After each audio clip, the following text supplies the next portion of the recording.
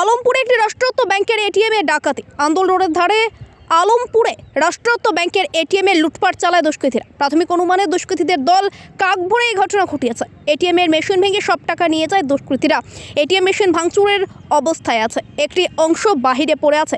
মেশিনে অগ্নিসংযোগ করা হয়েছে। ঘটনাস্থলে সাকরাইল থানার পুলিশ সহ উচ্চপদস্থ আধিকারিকরা আসেন। ঘটনার তদন্তে নেমেছে সাকরাইল পুলিশ। দোকান সকালে আবার খরচ ছয়টার সময় কি দেখলে? আমি তো এখানে রাত্রিবেলা ঘুমাই, তারপর 11টার সময় ঘুমাই, তারপরে আমি কোনো দেখলো নেই।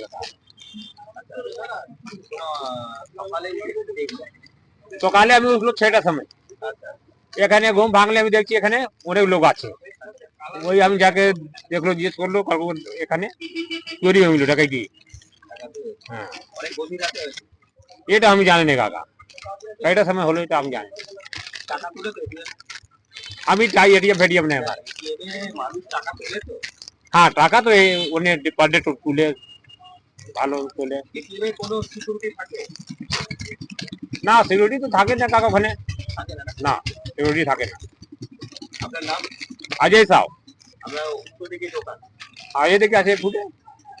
দোকান খোলা 9:30, আচ্ছা আর বন্ধই 8টা। এখন 8টা-5টায় বন্ধ হয়ে যাচ্ছে।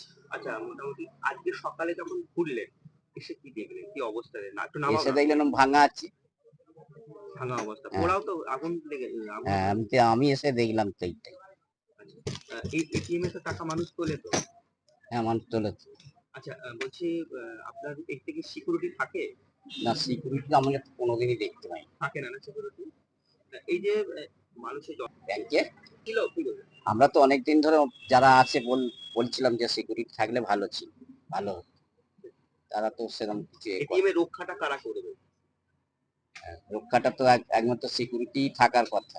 তো আমরা তো সেটা অনেকবার বলেছি। এখানে তো সাকরাইলের যে পেট্রোলিং গাড়ি, যেটা সেই থানার গাড়ি তো এখানে টহল দেয়, পুলিশের গাড়ি টহল দেয়।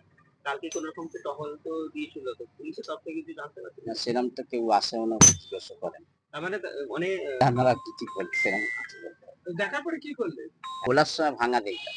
আচ্ছা, মানে অনেক বেলায় খুলেছেন আপনি? আমরা এরমই খুলি মোটা। 8টার দিক করে? না, 8টা না, 9:30টার সময় করে খুলি। আচ্ছা, আপনার নাম? আমার নাম শ্যামল অধিকারী। আপনি কি দোকানের মালিক নাকি? না, কর্মচারী।